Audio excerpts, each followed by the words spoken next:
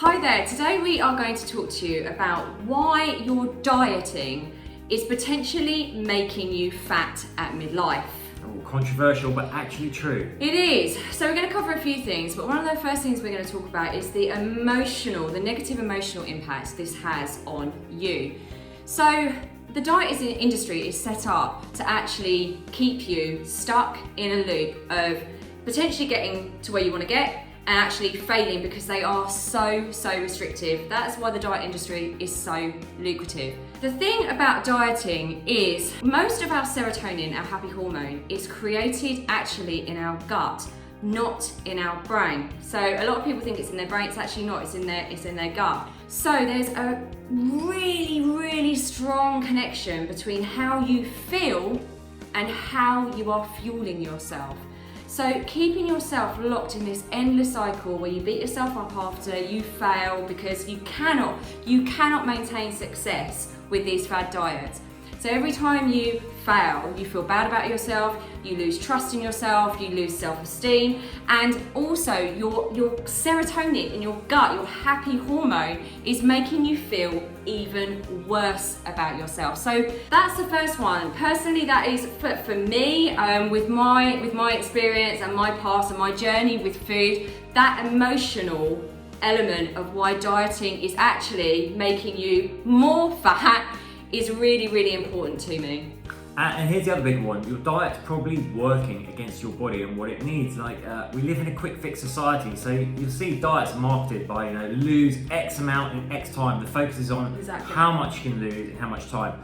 When you restrict your calories, your energy input to that degree, yes, you're gonna lose weight in the short term, but that weight is not gonna just be fat, it's gonna be muscle mass.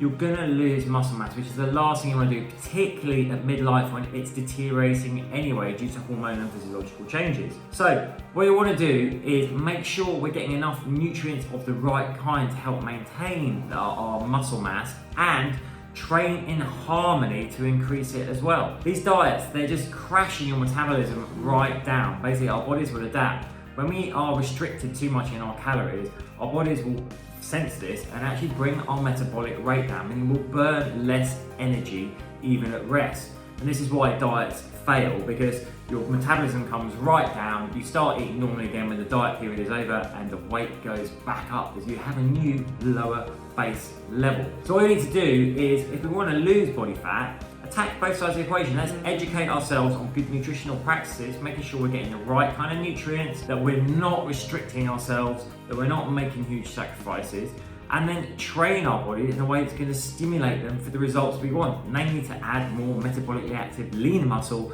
and drop body fat.